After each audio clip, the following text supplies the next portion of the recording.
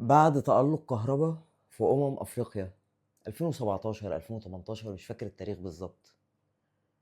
عدلي القيعي طلع كده وكنت تحس ان هو ايه حاطط رجل على رجل وماسك السيجار، والمذيع بتاع قناة الأهلي اللي أنا برضو مش فاكر هو مين كان بيسأله، بيقول له الأهلي ساب كهربا وساب مؤمن زكريا وحل قطاع الناشئين كده في فترة وضيع من إيده لعيبة كتير، كان منهم كمان محمد النني. فهل الأهلي لو عايز كهربا هيجيب كهربا او كهربا هيجي الاهلي امتى؟ عادل القيعي رد عليه وقال لما الاهلي هيحتاجه هيجيبه، الاهلي لما بيعوز حد بيعرف يجيبه. ما اتكلمتش بعد اي صفقه من الصفقات، رغم ان الحمد لله القناه بتاعتنا دي اللي هتشوفوا فيها الفيديو ده تشهد، لو رجعتوا كده بالتواريخ هتلاقي سواء تريزيجيه اللي الناس كلها كانت بتقطع فيه في شهر 8 اللي فات وبتقول بيتكبر على النادي ومش عايز يجي النادي، ورحت انا قايل باللفظ تريزيجيه قال وقت النادي الاهلي ما يعوزني انا جاي النادي الاهلي وهرجع لبيتي، النادي الاهلي يخلص بس مع النادي بتاعي وانا ماليش طلبات. ده كان رقم واحد. بعد كده محمد علي بن رمضان في شهر 8 برضو السنه اللي فاتت قلت للناس كلها في اشاعات على الصفقه والصفقه فيها مشاكل، بس محمد علي بن رمضان هيلعب معانا في كاس العالم للانديه. ومن شهر 11 اللي فات وانا عمال بقول يا جماعه زيزو فاضل في التجديد بتاعه شهرين وهيبقى من حقه يوقع على اي نادي. في شهر واحد زيزو لو ما وقعش للزمالك زيزو في الاهلي، زيزو اهلاوي والفيديوهات موجوده وتشهد. ورغم عن كل ده انا ما اتكلمتش في كل الصفقات دي ولا اتكلمت غير بعد فيديو النهارده، غير بعد فيديو التوثيق ان زيزو رسميا اهلاوي. زيزو رغم المكايدات ورغم المؤامرات ورغم التخبيط ورغم التهاني اللي رايحه جايه ما بين بيراميدز والزمالك، الزمالك يهني بيراميدز انه خد دوري ابطال افريقيا اللي هو منعه ان هو يشارك فيه بقاله سنتين، وبيراميدز يهني الزمالك ان هو خد الكاس في مباراه تسودها الروح الرياضيه على حسابهم، وممدوح عيد اللي جماهير الزمالك بتطلب منه بتقول له يلا شجعناك في دوري الابطال سيب لنا الكاس. وحاله كده من العته والتخلف، والحكم الزملكاوي اللي حاسب جون اصلا اوفسايد.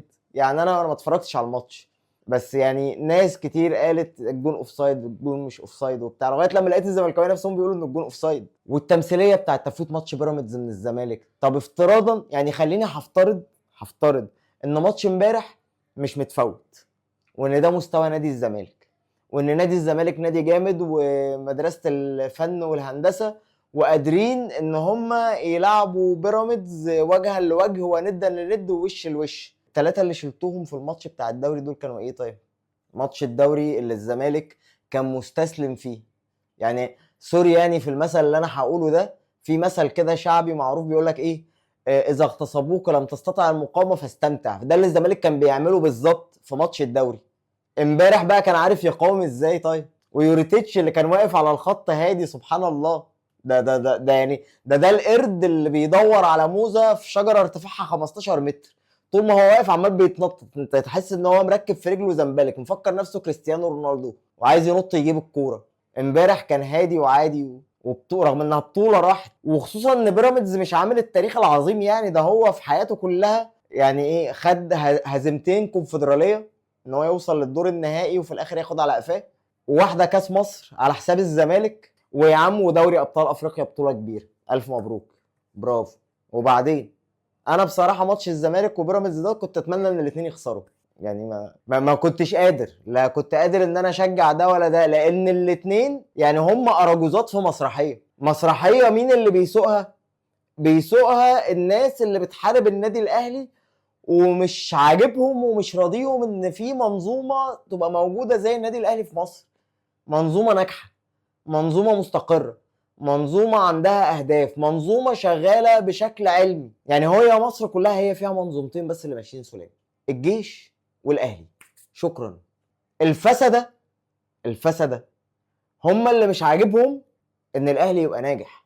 ودايما الفاشل مش بيدور على اسباب النجاح بتاعت الطرف التاني، الفاشل بيدور على الشماعة اللي يعلق عليها فشله. يعني انا ما اشوفش مثلا واحد يوتيوبر ناجح فاخش اشوف هو بيعمل ايه واتفرج على فيديوهاته واحلل الكلام اللي هو بيقوله وافهم طريقته واشوف كومنتات الناس عليه واعرف هو بيعمل ايه، الديزاينز بتاعته شكلها ايه، كلامه شكله عامل ازاي، عشان اقلده واتعلم منه وانجح انا كمان. لا، انا اقعد اقول بيشتري مشاهدات فيك، بيدخل اصحابه يعملوا له كومنتات، كلب ريتش وبيجري ورا الريتش، بيحط عناوين ساخنه عشان يستفز الناس، حلقاته فاضيه، واقعد اطلع فيه القطط الفطسانه والعبر الفطسانه عشان ابان بس ان انا ايه، جامد وابرر فشلي. فده اللي الزمالك والمنظومه الرياضيه الفاشله اللي في مصر بتحاول تعمله. خرجنا عن الموضوع شويه، بس ارجع واقول لكم تاني، الاول افكركم اشتراك ولايك وسبسكرايب. الوحيد في مصر اللي مأكد لكم على الصفقات من شهر 8 اللي فات، ورجعوا الفيديوهات موجودة بتواريخها على اليوتيوب وعلى الفيسبوك، كان انا. بس ما علينا، فاشتراك كده ولايك وسبسكرايب واعملوا دعم عشان خاطر نقدر نتابع ونقدر نواصل معاكم كل جديد دايما عن النادي الاهلي. طولنا في موضوع تحليل الاحداث الرياضيه اللي حصلت الفتره اللي فاتت، وهي كلها كانت هرس وعك يعني، وحاجه استغفر الله العظيم ما تتشافش. ونرجع لاحمد السيد زيزو. احمد السيد زيزو الاهلاوي، قلت في الفيديوهات اللي قبل كده، وعشان كده انا بقول لكم ارجعوا للفيديوهات. احمد السيد زيزو من التراس النادي الاهلي. احمد السيد زيزو من 2016 و2017 هو لسه ناشئ صغنن كده، كان بيدخل في البيدجات بتاعت اللعيبه ويقول لهم ارحمونا، العبوا كويس، انتوا بتلعبوا باسم اكبر نادي في افريقيا، ما ينفعش النادي الاهلي من 2013 ما يبقاش خد بطوله دوري ابطال افريقيا، انتوا بتمثلوا النادي الاهلي، شدوا حيلكم، وهكذا. وفي اكتر من لقاء تلفزيوني، وخصوصا مع رامز، يعني هو مع رامز مرتين ثلاثه، ومره مع شوبير، ومره مع ابراهيم فايق، وبرضو اعملوا سيرش على اليوتيوب على الحاجات دي وهتلاقوها. احمد سيد زيزو ما فيش ولا مره اتسال قبل ما تروح الزمالك كنت بتشجع مين ورد. كان دايما يقول ايه، انا عيلتي كلها اهلاويه، انا ابويا اهلاوي واخواتي وعمامي، احنا العيله كلها اهلاويه، بس انا زملكاوي. طب قبل ما تلعب في الزمالك يا احمد كنت ماشي. طب يا احمد طب الرد وصل، يروح ضحك وساكت. فاحمد اهلاوي. عملت فيديو قبل كده وقلت اسباب انفجار احمد سيد زيزو مع الاهلي، وقلت ان الكوره بتتلعب لسبب واحد وهو البيزنس، ولو مش عشان البيزنس فعشان الانتماء. فخلينا نقول مثلا ان احنا عندنا واحد زي حسين الشحات عنده حته الانتماء، ابو تريكه كان عنده حته الانتماء، عماد متعب، بركات يعني، وائل جمعه، علي معلول، يعني في شويه اسامي كده ناس، وليد سليمان، الناس دي فعلا كانت شاريه الاهلي وحابه الاهلي وهكذا. فاحمد سيد زيزو لو بيلعب عشان الفلوس فهو جيل الاستقرار المادي، لو بيلعب عشان التتويج النفسي والمعنوي والبطولات فهو جالهم، ولو بيلعب عشان انتمائه والنادي اللي هو اصلا بيشجعه وتربى على حبه مع ابوه مع اهله فهو جه للنادي اللي هيديله ده. احمد سيد زيزو جه في المكان اللي يليق بيه، ونتمنى انه يبقى على قدر المسؤوليه والمستوى، وانه ما نرجعش نزعل منه.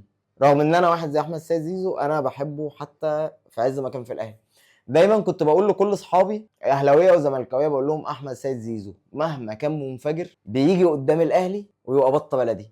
والله في عز ما هو هداف الدوري مع الزمالك ونجم الزمالك الاوحد وبيعمل كل حاجه، هي الكره في العارضه بس، بيجي قدام الاهلي ما بيبقاش عارف يجري، ما بيبقاش عارف يطلع بالكوره، ما بيبقاش عارف يعمل اسيست، ما بيبقاش عارف يباص صح.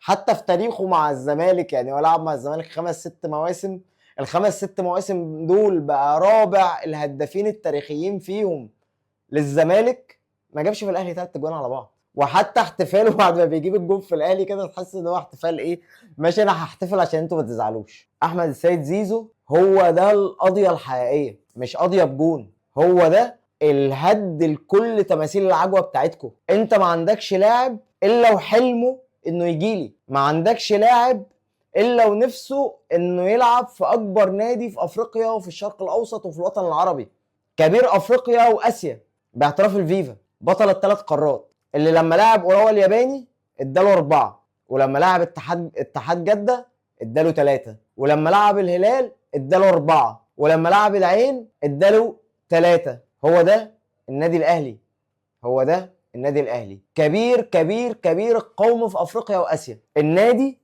الملتزم اللي ماشي باسس علميه، اللي ماشي بقوانين. فانتوا مهما زيفتوا حقائق، ومهما طلعتوا شعارات فارغه، ومهما قررتوا ان انتوا تشيلوا شيكابالا من على الشعار وتحطوا زيزو، تشيلوا زيزو وتحطوا امام عاشور، تشيلوا امام عاشور وتحطوا كهربا، تشيلوا كهربا وتحطوا مؤمن زكريا، تشيلوا مؤمن زكريا وتحطوا اشرف بن شرقي، وتقول كان عندك فار وبدلته باسد. انا خدت الفار وخدت الاسد، وخدت فوقيهم امام عاشور، وخدت فوقيهم احمد السيد زيزو. احمد السيد زيزو اللي كان بيقول لكم وانتوا كنتوا بتصدقوا ان هو الفارس اللي على الشعار وبيشد النبله. اهي النبله ردت في صدركم قتلتكم بعد المسرحيه الهزليه بتاعت الكاس امبارح. نتمنى كل التوفيق لاحمد في اللي جاي مع النادي الاهلي، ونتمنى التوفيق للنادي الاهلي في كاس العالم. عندنا ماتش خلاص كمان يومين، الماتش الودي مع نادي باتشوكا. لسه مش هقفل الفيديو دلوقتي، هتكلم معاكم في حاجه كده صغيره، بس الاول خلينا نوزع الامنيات والتهاني لكل الاهلاويه الجمال. فنتمنى التوفيق لكل الصفقات الجديده طبعا، واللعيبه القدامى، ديانج، حمدي فتحي، تريزيجيه، بن شرقي، محمد علي بن رمضان، وسام ابو علي، جراديشار، كل اللعيبه اللي في خط هجوم وفي خط دفاع الاهلي. نقول لهم يعني ربنا يوفقكم، وربنا يوفق النادي الاهلي في اللي جاي، ويوفق النادي الاهلي طبعا في مباراه باتشوكا.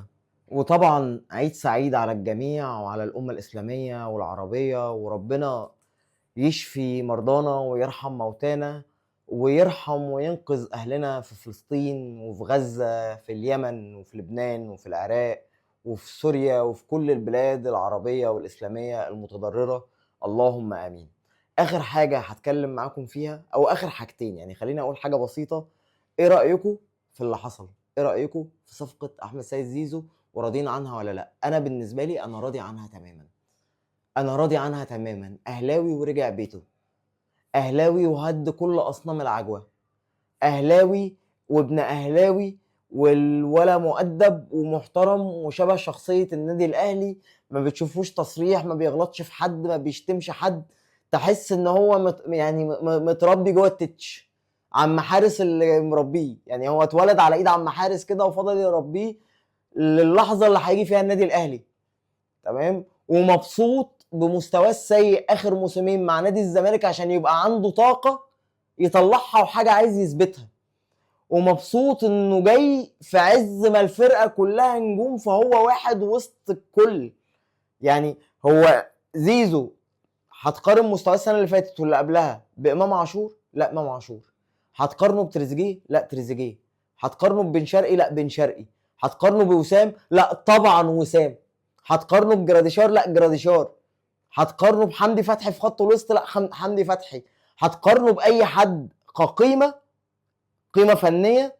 لا هو زيزو واحد في وسطهم، هيتوه في النص.